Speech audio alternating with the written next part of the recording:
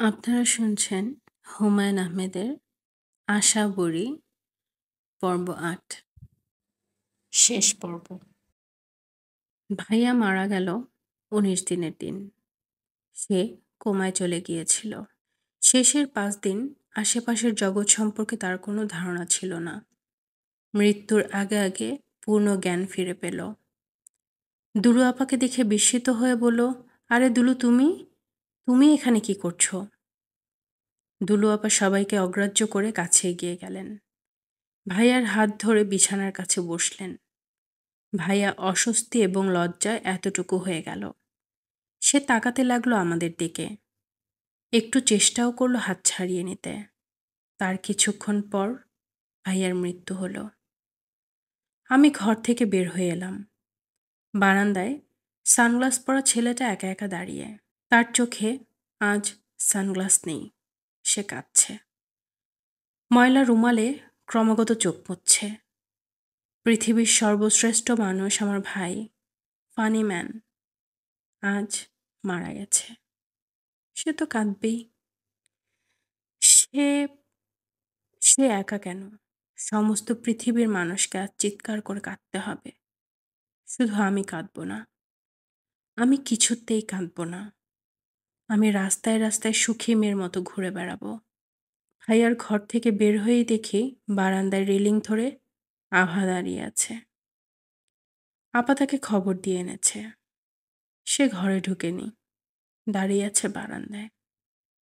আমাকে দেখে পূর্ণ দৃষ্টিতে একবার তাকিয়ে চোখ ফিরিয়ে নিল। আমি বললাম, আমার ভাইয়া ফানি ম্যান রঞ্জু মারা গেছে।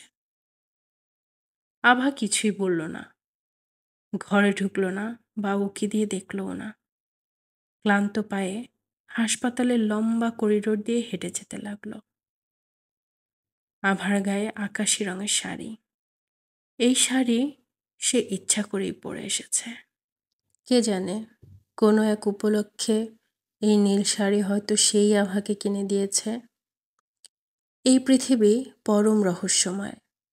হাসপাতাল থেকে রাস্তায় নামা মাত্র আমি যে মানুষটিকে এতদিন ধরে খুঁজছি তার দেখা পেলাম।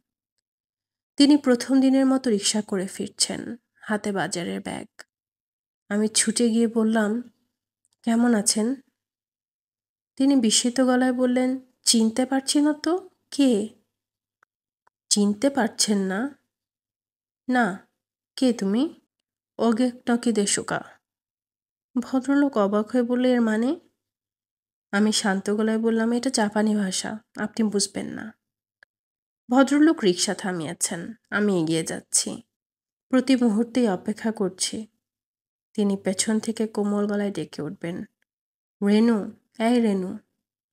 আর আমি তাকে কাঁদতে কাঁদতে বলবো, জানেন, এই কিছুক্ষণ আগে আমার ভাই মারা গেছে। ওর নাম রঞ্জু, ফানি ম্যান রঞ্জু। আকাশ মেঘলা হয়ে আছে। সন্ধ্যা হতে বেশি বাকি নেই। অল্প কিছুক্ষণের মধ্যে শহরের সমস্ত হলুদ বাতি জ্বলে উঠবে। কুৎসিত নোংরা শহরটাকে মনে হবে সোনালী শহর। গল্পটি এখানেই শেষ। ভালো লেগে থাকলে একটি লাইক দিবেন, কমেন্টস করবেন। যারা গল্প শুনতে ভালোবাসে তাদের সাথে শেয়ার করবেন। আমার চ্যানেলটি সাবস্ক্রাইব করবেন। ধন্যবাদ।